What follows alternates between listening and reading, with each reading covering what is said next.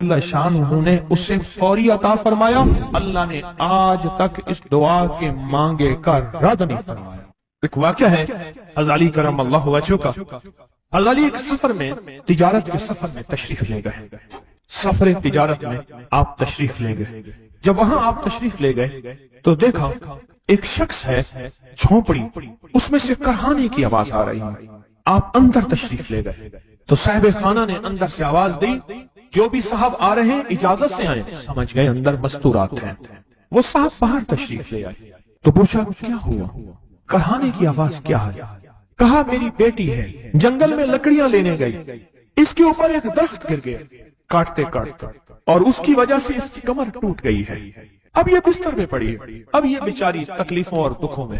آپ نے فرمایا کوئی مسئلہ نہیں, میں ایک عمل کرتا ہوں, تو ایسا کر صرف اس کا کپڑا لے آ. آپ نے اس کے کپڑے کو سامنے رکھا, اس کو کہا اس کو پکڑ, اور اس کی طرف یوں انگلی کی, اور یہ دعا جو اب ہم پڑھنے لگے ہیں, بس یہ دعا پڑھی, اور صرف چند بار ہی پڑھتی اندر آوازیں خاموش ہو گئی, چپ ہو گئی. آپ نے فرمایا پوچھو جا کے. آپ وہ بندہ اندر گیا تو واپس آیا, کہا بیٹی کو نیند آ گئی ہے, آج کئی ہفتے ہو گئے ہیں سو نہیں سکی, در سے کرہا رہی تھی, اس کو نیند آ گئی ہے. آپ فرمانے لگے میں سفر میں جا رہا ہوں, جب واپس آؤں گا نا پھر پوچھوں گا, اگر کوئی تکلیف ہوئی تو پھر دم کروں گا, پھر دعا کروں گا, اور انشاءاللہ ٹھیک ہو جائے گی. آپ چلے گئے, آگے تشریف لے گئے تو آپ کے ہم سفر تھے, ان کی سواریاں تھیں. ان میں سے ایک گھوڑا تھا جس گھوڑے کو ٹھوکر لگی, چوٹ لگی, اس کے اگلے پاؤں کی ہڈی گھٹنا باہر نکل گیا. وہ ایک طرف ہو کے بیٹھ گیا, اس کا گھوڑا چل نہیں سکتا تھا. اس نے آ کے حضرت علی کرم اللہ درخواست کی کہ آقا اس کے لیے کچھ فرما دیں. فرمایا میں اس کے لیے دعا کرتا ہوں, یہ ٹھیک ہو جائے گا. اور آپ نے دعا پڑھنا شروع کر دی, اور فرمایا یہ اس کے ہاتھ پہ, اس کی ٹانگ پہ آپ نے ہاتھ پھیر دیا, جو معذور تھی ٹوٹی ہوئی نکلیا ہوا گھٹنا تھا. فرمایا ٹھیک ہو گیا. اور قافلے والوں نے دیکھا وہ گھوڑا سب سے آگے تھا, سب سے سبک رفتار تھا, اور سب سے لاجواب تھا. آگے ایک جگہ تشریف لے گئے تو قافلے کو پیاس لگی, پانی کی ضرورت تھی. کنواں دیکھا تو کنواں خشک تھا. آپ نے فرمایا کوئی بات نہیں, یہ دعا پڑھی, اور دعا کو پڑھ کے اپنا لعاب کنویں میں ڈال دیا. فرمایا کنویں میں پانی کا ایک جوش اٹھا, اور پانی اٹھا اور منڈیر سے باہر نکلا. لوگ پینے لگے تو آپ نے روک دیا. فرمایا مت پیو, کنویں کا جو کھڑا کالا پانی ہے وہ نکل جائے, اور پھر شفاف پانی جب نکلا فرمایا یہ پانی پیو, مشکیزیں بھرو, سواریوں کو پلاؤ. قافلہ چلتا رہا.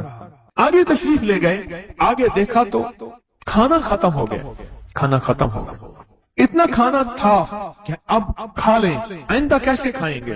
تو آپ نے فرمایا جو کھانا ہے لے آؤ. آپ نے کھانے کو رکھا, اوپر کپڑا ڈال دیا, اور یہ دعا پڑھنی شروع کر دی جو ابھی ہم بیٹھ کے پڑھیں گے, خوش قسمت ہیں. اور کپڑا ڈال کے فرمایا دعا فرمائی, یہ عمل فرمایا, یہ دعا پڑھی, اور اس کے بعد فرمایا دیکھو کھا لیا. اور فرمایا ہمارا 17 دن کا سفر تھا, اس 17 دن میں ہم نے کھایا, لوگوں کو کھلایا, جہاں لوگ آتے تھے ان کو بٹھاتے تھے. دسترخوان ہمارا تھا چند افراد کا, پھر سینکڑوں لوگوں نے کھایا. 17 دن کے سفر میں تھوڑی سی کمی بھی نہ ہوئی. جب گھر لوٹے تو وہی کا وہی ہمارا خزانہ, کھانا وہی سارا توشہ موجود تھا. آگے تشریف لے گئے تو ایک تجارت میں ایک دیکھا تو ایک بندہ ہے ٹھیکریوں پہ ٹھیکریاں مار رہا ہے. آپ اس کی طرف تشریف لے گئے, آپ نے اس کو جا کے دیکھا, لگتا ہے کہ تو پرانا جواری ہے. اس نے کہا جوا کھیلتا تھا, سب کچھ ہار بیٹھا ہوں, ہر چیز زندگی ختم ہو گئی ہے. آپ نے فرمایا اچھا ایسا کر توبہ کی نیت کر لے, اللہ سے توبہ کر لے, اور پھر میں تیرے لیے دعا بھی کرتا ہوں, عمل بھی کرتا ہوں. تو ایسا کر پتھر پہ پتھر مار, تیرا ہر پتھر سونے کا بنتا جائے گا. آپ بیٹھ گئے, اس نے ویسے ہی پتھر پہ پتھر مارا, اور جیسے بیچارہ بے بسی کی حالت میں پہلے مار رہا تھا, آپ نے دعا کرنی شروع کر دی, یہ دعا پڑھنی شروع کر دی. اور دعا پڑھتے پڑھتے دیکھا تو لوگوں نے پتھروں کی شکلیں بدلنا شروع ہو گئی, اور جو پتھر بھی اس کے ہاتھ میں آیا تھا وہ سارے پتھر سونے کے بن گئے. آپ نے سارا سونا اس کو دیا, چل پڑے. سفر میں آگے جاتے جاتے دیکھا کہ ایک شخص ہے, اس کے ساتھ ایک بچہ ہے, ایک بوڑھی عورت ہے, ایک بوڑھا گدھا ہے, اور وہ سارے پیدل چل رہے ہیں, گدھے کو سواری کو ساتھ لیے ہوئے. تو آپ نے پوچھا کیا ہوا؟ उन्होंने कहा एक सांप है जो इस गधे के पे मुसल्लत है, उस सामने बैठा है, वो नीचे नहीं उतर रहा, हमने मारने की कोशिश की है, उसकी फुंकार से असा जल जाता है। और जला हुआ असा दिखाया, डंडा जला हुआ दिखाया कि फुंकार से डंडा जल जाता है, वो मुसल्लत है गधे पे, हम पैदल चल रहे हैं, मंजिल पे है, सांप मुसल्लत है, इसका कोई हल नहीं। आपने फरमाया इस गधे को इस झाड़ी से, इस दरख्त से बांध दो, और बांध के आप किबला रुख हुए और ये दुआ पढ़नी शुरू कर दी। और फरमाया फिर दूसरे रुख हुए और ये दुआ पढ़नी शुरू कर दी, और तीसरे रुख हुए और दुआ पढ़ने के बाद आपने उस सांप पे फूंक मारा, सांप चूंटी बन के छलांग लगाई और गायब हो गया। तो उन्होंने पूछा आका ये क्या था? फरमाया ये तुम्हारे ऊपर एक दुश्मन जिन मुसल्लत था जो के तुम्हारी जानों और इज्जतों का लुटेरा था। आखिरकार आपके गुलाम ने आपसे पूछा आका अगर आप ये दुआ हमें सिखा दें, चश्मे फैज से गरेक इशारा हो जाए, चश्मे फैज से गरेक इशारा हो जाए, लुत्फ हो आपका और काम हमारा हो जाए। आए बिस्मिल्लाह करके इस दुआ को पहले सुनते हैं। या वहाब हबली मिन नेमत दुनिया वल आखिरह इन्नका अंतल वहाब। अल्लाह के वलियों ने अपनी किताबों में एक बात लिखी है, हमने जब भी इस दुआ को पढ़ा अल्लाह पाक जल्ल शान ने उससे फौरी अता फरमाया, वरना उसके निस्बत अता फरमाई, और वरना चंद लम्हों में अता फरमाया, वरना चंद दिनों में। अल्लाह ने आज तक इस दुआ के मांगे का रद्द नहीं फरमाया।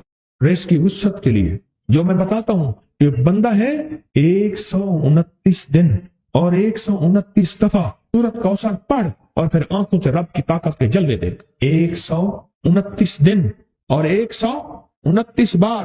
आप बताएं जो ये पढ़ते हैं 129 बार सूरत कौसर, कितना वक्त लगता है? सही बताएं, अगर नहीं पढ़ते ना बताना। 10 मिनट की आवाज भी है, 7-8 मिनट की आवाज भी है, 15 मिनट की आवाज भी है। हम 15 मिनट ले लेते हैं, 15 मिनट ले लेते। क्या रोजाना के 15 मिनट हमारे लिए मुश्किल है? 129 बार सूरत कौसर, और अगर जगह और वक्त एक हो तो फिर उसकी ताकत और तासीर हैरत अंगेज तौर पे दुगनी हो जाती है। जमान और मकान, वही वक्त वही जगह। मजबूरन अगर नहीं है तो कोई हर्ज नहीं, पर यकीन दिल की गहराइयां, अंदर का दर्द और पूरे खुशू खुजू, दिहान, कलक, तड़प और जज्बे के साथ पढ़ 129 बार। असल में ये 129 का जो अदद है ना, लफ्ज़ लतीफ का अदद है, या लतीफ हो ना लतीफ। 129 बार और 129 दिन। फिर कुदरत के खजाने और रब की रहमत के खजाने, उसकी अता और शफकत के खजाने, उसकी मेहरबानी के खजाने। एक और चीज बताऊं, दीदार मुस्तफा के लिए, कमली वाले के दीदार के लिए सूरत कौसर बहुत बाकमाल है। अब इसके फायदे सुनते जाएं, 129 दफा के फायदे जरा सुनते जाएं, क्योंकि मेरे आका की तसल्लियों के लिए, दिलजोइयों के लिए ये आयत, ये सूरत उतरी थी। कुरान की सबसे छोटी सूरत है। दिलजोइयों के लिए ताने दे दे के जालिमों ने मेरे आका के सीने को छलनी किया, और अल्लाह पाक जल्ल शानहू ने फरमाया मेरे हबीब क्यों गमज़दा है, हमने आपको कौसर दे दी।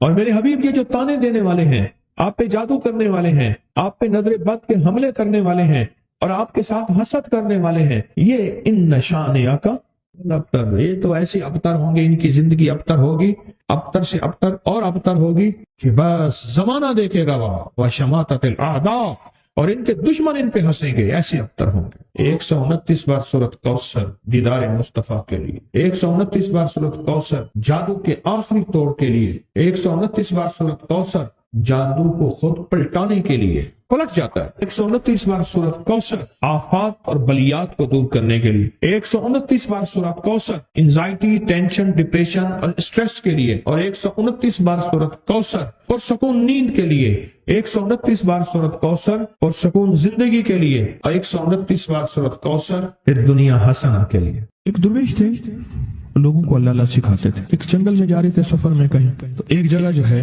रात पड़ गई, एक दरख्त के नीचे क़याम किया। जब क़याम किया तो रात को आंख खुली तो सुना कि दो बंदे आपस में बातें कर रहे हैं, आंखें बंद हैं, कान खुले हैं, यानी नींद खुली हुई है। जागते में आवाज आई, एक बंदा कहने लगा इसको हम छेड़े, तंग करें, यानी किसी बीमारी में, किसी दुख में, किसी तकलीफ में, किसी मुश्किल में, किसी परेशानी में, किसी नाकामी में, किसी उलझन में इसको मुब्तला करें, इसको मुब्तला करें। दूसरा कहने लगा छोड़, तुझे इसने क्या कहा है, तू इसको क्यों तंग करता है? ना मैं इसको तंग करूंगा, ऐसे काम।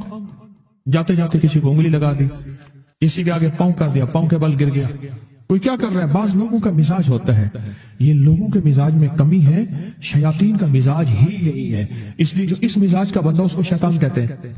ہاں عمومی معاشرے میں نا وہ بڑا شیطان آدمی، اس کا کام لوگوں کو تکلیف دینا ہے، تو اس نے کہا اس کو تکلیف نہ دے۔ اچھا یہ اب سن رہا ہے، یہ سن رہا ہے، اس نے کیا کیا، دل ہی دل میں شاہد اللہ انہ لا الہ الا، یہ قرآن پاک کی 2 آیتیں بغیر حساب تک انمول خزانے میں، قرآن پاک کی آیت ہے، یہ اس نے دل ہی دل میں پڑھ لی، بس ایک دفعہ پڑھ لی دل ہی دل میں۔ جب دل ہی دل میں اس نے پڑھ لی، دل ہی دل میں، جب دل ہی دل میں اس نے پڑھ لی، اب دوسرا کہتا ہے جو نیک تھا، شریف تھا، ایک شریف تھا، انہوں نے کہا اب بتا تیری اور میری ذمہ داری ڈیوٹی لگ گئی ہے، صبح تک کسی حفاظت کرے، تجھے کہا تھا نہ چھیڑے اس کو، اب تیری میری ذمہ داری لگ گئی ہے کہ صبح تک اس کی حفاظت کرے۔ اس نے کیا کیا، بے بس تھا، 2 جنات ہیں، ایک شریف ہے ایک شریر ہے، اور مجھے تکلیف دینا چاہتے ہیں، کیا کریں۔ اس نے فوراً اس ہستی کو پکارا جس نے کہا تھا اماں، اس نے فوراً اس ہستی کو پکارا جس کے ہاتھ میں کائنات کے سارے راز، طاقتیں، قوتیں ہیں، اور اس ہستی نے کیا کیا، اب ان کی ڈیوٹی لگا دے، اب ان کی ذمہ داری لگا دے کہ صبح تک اس کی حفاظت کریں جب تک وہ نہ جاگے۔ پہلے دن سے ہمارے ساتھ دشمنی کا فیصلہ ہے، پہلے دن سے ہمارے ساتھ دشمنی کا فیصلہ ہے، پہلے دن سے، اور وہ فیصلہ ہو کے رہا ہے، اور اس کی وجہ سے ہم تکلیفوں، پریشانیوں، نقصانوں اور مسائل میں چلے آ رہے ہیں۔ اب اس کا تحفظ کیا ہے، اس کی حفاظت کیا ہے، کیا کریں۔ ایک خود لڑیں، ہواؤں سے لڑنا۔ ہمارے یہاں ایک مائی تھی، اس کا بیٹا تھا، کہنے لگا میرا پتر ہر وقت ہوائی نہ لڑ دے، ہر بندے سے لڑتا ہے، ہواؤں سے بھی لڑتا ہے سارا دن، ہوا سے کون لڑے گا۔ ہم خود کہتے ہیں ہوائی چیزیں، جنات کا نام ہم نے ہوائی چیزیں بھی رکھا ہوا ہے، کہ ایسی چیزیں جو ہوا کے جھونکے کی طرح نظر نہیں آتی۔ ہمارے معاشرے میں جنات کو ہوائی چیزیں بھی، اوپر کی چیزیں بھی کہا جاتا ہے، ہوائی چیزیں بھی کہا جاتا ہے۔ ہوا سے کون لڑ سکتا ہے، بے بس ہیں ہم بے بس ہیں، ہم نہیں لڑ سکتے۔ ایسی طاقت کو لے آئیں، ایسی طاقت کو لے آئیں جو لڑ سکتی ہے، اور وہ اللہ ہے، اور اس کی طاقت ہے، اور اس کی قوت ہے، اور اس کا 100% جمال ہے، جلال ہے، عزت ہے، عظمت ہے، وقار ہے، شان و شوکت ہے۔ وہ طاقت ہے جو لڑ سکتی ہے، کوئی نہیں لڑ سکتا۔ یاد رکھنا، جنات شیاطین سے کوئی نہیں لڑ سکتا۔ میری بھی زندگی گزری ہے روحانیت کی دنیا میں طالب علم کی حیثیت سے، وہ جن تابع وغیرہ نہیں ہے، لیکن ان سے لڑ کوئی نہیں سکتا۔ اگر اللہ کی مدد ساتھ نہیں ہے اور اللہ کے نام کی طاقت اور ڈھال ساتھ نہیں ہے، ان سے کوئی نہیں لڑ سکتا، اور نہ لڑنے کی کوشش کرنا۔ اللہ کی مدد، یہ آیت الکرسی کیا ہے، یہ ساری اللہ کی مدد ہے، اللہ کی منت اور خوشامد ہے۔ ترجمہ اٹھا کے دیکھ، یہ آیت الکرسی ساری میری اللہ کی منت اور خوشامد ہے۔ اللہ لا الہ الا هو الحی القیوم، مولا تیرے علاوہ ہے ہی کوئی نہیں، لا الہ الا الحی، تو ہمیشہ زندہ ہے، موت نہیں، القیوم، سب مٹ جائیں گے تو قائم ہے، لا تاخذہ سنہ، اے مولا تو وہ ہستی ہے جسے نہ نیند آئے نہ اونگ آئے، ولا نوم، لہو ما فی السماوات و ما فی الارض، ساری کائنات، ساری زمینیں، سارے آسمان مولا تیرے ہی ہیں، حکومت تیرے پاس ہے۔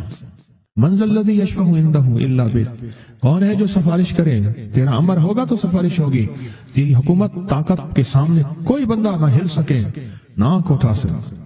یعلم ما بین ایدیہم وما خلفہم، تو ہمارا پچھلا ڈیٹا بھی جانتا ہے، تو ہمارا اگلا ڈیٹا بھی جانتا ہے۔ ہماری پچھلی کیمرے کی ساری ریکارڈنگ تیرے پاس ہے، ہماری اندھیرے اجالے تیرے پاس ہیں، ہماری صبح شامیں تیرے پاس ہیں، ہمارے دل کے تصورات تیرے پاس ہیں، دل کی سوچیں اور خیالات تیرے پاس ہیں۔ وَلَا يُحِيطُونَ بِشَيْءٍ، اور تیری طاقت ہر کسی پہ غالب احاطہ کیا ہوا ہے، إِلَّا بِمَا مِنْ عِلْمِ إِلَّا، بس تیرے علم میں ہے۔ وسیع کرسی، تیری کرسی بڑی وسیع ہے، تیرا اقتدار بڑا وسیع ہے، تیری حکومت بڑی وسیع ہے، تیرے پاس کئی سکندر آئے اور گئے، کئی سکندر آئے اور گئے۔ میں خوارزم میں گیا، وہاں بخارا سے آگے، بہت آگے، وہاں کا سفر تھا جہاز کا، بہت آگے، وہاں کئی میلوں میل، وہاں ایک شہر تھا، اس کا نام تھا نوراتا۔ شیخ ابوالحسن نوری رحمت اللہ علیہ، ہماری بڑوں کی کتابوں میں ان کے تذکرے آتے ہیں، ان کا وہاں مزار تھا اور لوگ ان کے ہاں آ کے 9 راتیں گزارتے تھے اور وہ اللہ اللہ سکھاتے تھے. یہ بڑوں کے ہوتے تھے. جیسے سال کے بعد، یہ بھی آج راز بتا دوں، سال کے بعد بزرگ ہر کونے، ہر کریے، ہر گوشے میں نکل جاتے تھے، لوگوں کو اللہ اللہ سکھاتے تھے. ایک جگہ مخصوص ہوتی تھی، مرشد کا آستانہ. سال کے بعد وہیں جمع ہوتے تھے اور ایک دوسرے سے ملتے تھے، میل جول ہوتا تھا. اس میل جول کا نام ہے میلہ. ملنا، میل جول. اب وہ میلہ بنتے بنتے کہانی نکل گئی. میلے کا نام آتے ہی فوراً سرکس آتی ہے. حالانکہ میلہ کیا تھا؟ ملتے تھے، فلاں علاقے کے حالات کیا ہیں، فلاں گاؤں کے، فلاں قریے کے، فلاں شہر کے کیا حالات ہیں، وہاں لوگوں کی دینی حالت، ایمانی حالت کیا ہے، وہاں کیا باطل کفر ہے، وہاں کیا نظام ہے، کیا. ایک دوسرے سے ملتے حالات بتاتے تھے، پھر چند دن ساتھ رہتے تھے، ایک دوسرے سے حالات لے کے پھر لوگوں کو اللہ اللہ سکھانے نکل جاتے تھے، پھر سال کے بعد اکٹھے ہوتے تھے. اس کا نام تھا میلہ. اس کا نام تھا میلہ. اور اس کا نام کیا تھا؟ پہلے کیا بتایا میں نے؟ 9 راتیں. 9 راتیں کسی درویش کے پاس آتے تھے، اللہ کا نام بھی سکھاتے تھے، دم بھی کرتے تھے، دعا بھی کرتے تھے، اس کو اللہ اللہ بھی کراتے تھے. بھلا چنگا، صحت مند، تندرست، مسائل کو حل پا کے چلا جاتا تھا. یہ تھا 9 راتیں. شیخ ابو الحسن نوری رحمت اللہ علیہ 9 راتوں میں لوگ آتے تھے. میں کہنا یہ چاہ رہا تھا، ان کے مزار کے اوپر ایک بہت بڑا قلعہ تھا. انگریز اس کے اوپر سارے چڑھ رہے تھے. اونچا قلعہ تھا. میں نے اگلا سفر کرنا تھا، میں قلعے پہ نہ گیا. میں نے کہا کس کا ہے؟ اس نے کہا سکندر اعظم کا قلعہ ہے. آج سے کئی ہزار سال پہلے اس نے یہ قلعے بنائے تھے. یہ اس کی کرسیاں تھیں. ایک میرے رب کی کرسی ہے، وسیع کرسی، وسیع کرسی. سکندر کے قلعے ہیں. سکندر کہاں آیا؟ نہ گورے سکندر نہ رہی قبر دارا. نہ گوئے سکندر نہ رہی قبر دارا. مٹے نامیوں کے نشاں کیسے کیسے، زمین کھا گئی آسماں کیسے کیسے. نہ گل ہیں، نہ گنچے، نہ بوٹے، نہ پتے، ہوئے باغ نظرے خزاں کیسے کیسے. ہر ایک دل پہ ہے داغ ناکامیوں کے، نشاں دے گیا بے نشاں کیسے کیسے. اس کی کرسی ہے. کہتے ہیں میں نے آیت الکرسی پڑھی ہے. آیت الکرسی پڑھی تھی، میں دیکھو میری کیا مدد ہوئی. آیت الکرسی پڑھی تھی، دیکھو میری کیا حفاظت ہوئی. بس آیت الکرسی پڑھنی تھی، وہ چیز یوں چلی گئی. آپ اپنا واقعہ سناتے. وہ آیت الکرسی بنیادی طور پہ میرے رب کی ساری منت اور خوشامد ہے. وَهُوَ الْعَلِيُّ الْعَظِيمُ. مولا تیرا علو العظم، عظمتیں اور تیری کبریائیاں میں بیان نہیں کر سکتا. یہاں بندہ آ کے نا ایسے حاجز آ کے ہاتھ باندھ جاتا ہے کہ بس میری بس ہو گئی، میں تیری عظمتوں کو بیان نہیں کر سکتا. جب ہم بے بس ہو جائیں پھر ایسی طاقتور چیز کو پکاریں جس کے پاس اقتدار بھی ہو، اختیار بھی ہو، طاقتیں قوتیں بھی ہوں اور زوال نہ ہو، سرمدی جاویدانی ہو. ایسی طاقت جس کو زوال نہ ہو. اس کو خواجہ حسن نظامی تھے، حضرت نظام الدین اولیاء رحمت اللہ علیہ کے مزار کے گدی نشین تھے. آج سے تقریباً 70 سال پہلے مزار کے گدی نشین تھے. قلم کار بھی تھے، شاعر بھی تھے، ایک اچھے انسان، بھلے آدمی تھے. وہ اپنا واقعہ سناتے ہیں. وہ کہتے ہیں کہ میں سو رہا تھا. میں نے محسوس کیا کہ میرا جسم سے گوشت ختم ہو گیا. کئی سالوں کا مردہ ہوں اور میری ہڈیاں ہیں، صرف ہڈیاں ہیں. اور ان ہڈیوں کے ارد گرد کوئی بندہ ہے آ گیا. ارد گرد بندے آ گئے، بہت سارے افراد آ گئے اور مجھے کوڑے سے مار رہے ہیں. میں چیخ رہا ہوں اور میری آواز کوئی نہیں سن رہا. انہوں نے چند بار کوڑے مارے ہی تھے. تھوڑی دیر ہوئی، گونج پیدا ہوئی اور اس گونج کے اندر ایک لہریں تھیں جو آ کے ان کو لگی اور ان کے ہاتھ سے کوڑے گر گئے. پھر لگی وہ خود گر گئے. پھر لگی وہ مٹی ہو گئے. پھر لگی وہ گونج آ رہی ہے، قریب آ رہی ہے، قریب آ رہی ہے، قریب آ رہی ہے اور ان کی مٹی اڑ گئی. اور وہ پھر لگی، وہ صفا ہستی سے مٹ گئے. وہ گونج آ کے مجھے لگی، راحت کا ذریعہ بن گئی. جو کوڑوں کی تکلیف تھی وہ ٹھنڈک اور آ کے وہ میرے اوپر چھاؤں بن گئی اور میں اس میں دب گیا، میں اس میں چھپ گیا. میں نے پوچھا کیا تھا؟ کہا تیرے حاسد تھے، تیرے دشمن تھے، جادوگر تھے، ظالم تھے، تکلیف دینے والے، تجھے مٹا دینے والے، تیرے ساتھ انتقام لینے والے، تیری خوشیوں کو ختم کرنے والے، تجھے غم کے زہر کا پیالہ پلانے والے، تیری راحت کو چھیننے والے، تیری زندگی کو تلخ بنانے والے، تیری خوشیوں پہ خوش نہ ہونے والے. یہ سارے کے سارے وہ ظالم تھے. اور کہا یہ کیا تھا؟ کہا کسی بے چین کی دعا آئی تھی، تیرا کام کر گئی. کہا وہ کہاں سے آئی تھی؟ کہا تجھے خبر ہی نہیں، تو نے کسی بے چین کو راحت پہنچائی تھی اور راحت اللہ کی بارگاہ میں اتنی وزنی بن گئی کہ اللہ نے اس کی دعا کو تیرے لیے راحت کا ذریعہ بنایا، تو نے اس کو راحت پہنچائی تھی، اس کی دعاؤں نے تجھے راحت۔ ہمیں دعاؤں کی ضرورت ہے، ہمیں دعاؤں کی ضرورت ہے۔ کہا سن لینا، آج ایک موتی دے رہا ہوں، ساری زندگی یاد رکھنا۔ کہا جو مرشد کی اور والدین کی سختیوں اور تلخیوں کے باوجود بھی دل سے تابعداری کرتا رہا اور خدمت کرتا رہا، مرشد کی اور والدین کی سختیوں اور تلخیوں کے باوجود تابعداری کرتا رہا اور خدمت دل سے کرتا رہا، اور میں اللہ جل شانہ اسے بغیر مشقت کی ولایت دیں گے۔